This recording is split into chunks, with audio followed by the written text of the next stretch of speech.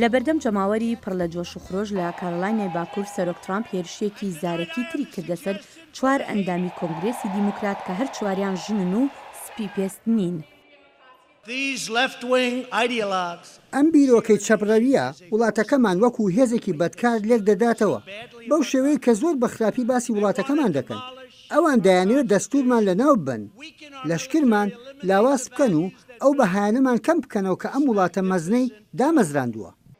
لە شوێنێکی کۆبوونەوە جەماوەرەکەدا سەرۆک هێرشی کردە سەر ئەندامی کۆنگرێس ئیلهان عومەر ئەمەش بوو بەهۆی ئەوەی جەماوەرەکە دروشمی بگەڕێنەوە بۆ وڵاتی خۆتان بڵێنەوە.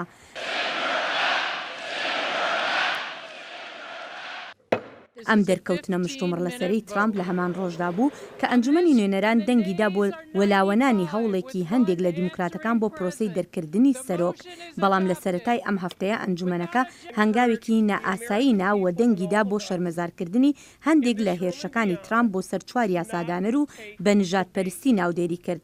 هەموو دیموکراتەکانی کۆنگرێس پشتیوانیان لەو بڕیارە کرد لە ناویاندا کەسایەتی ناوداری مافی سیڤیل جۆن لویزی نوێنەری جۆرجیاش.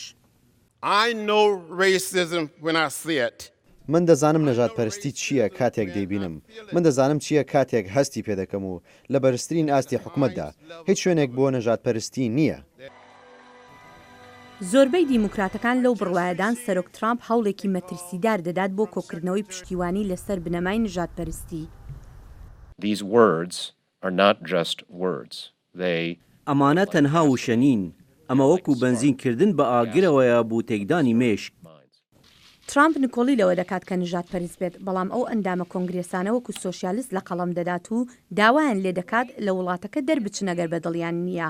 هەندێک لە کۆماریەکان ناڕزاییان لەبارەی ئەو هێرشانەوە دەربڕیوە، بەڵام زۆربەیان لە ناویاندا سیناتۆر کەنەدیش پشتیوانی لە ترامپ دەکات. ئەمە چین نییە، کورەی باکوور نییە، ئەمە ئەمریکایە و ئەگەر ڕقت لە وڵاتەکەمانە تۆ ئازادی هەر کاتێک بتەوێت بەجێ بهێڵیت. ئەم هێرشە زارێکیانەی ئەم هەفتەیە دەشێ وەکو دەستپێکی هەڵمەتێکی هەڵبژاردننی زۆر توند و ناشرینی ساڵی داهاتوو لێی بڕوانرێت.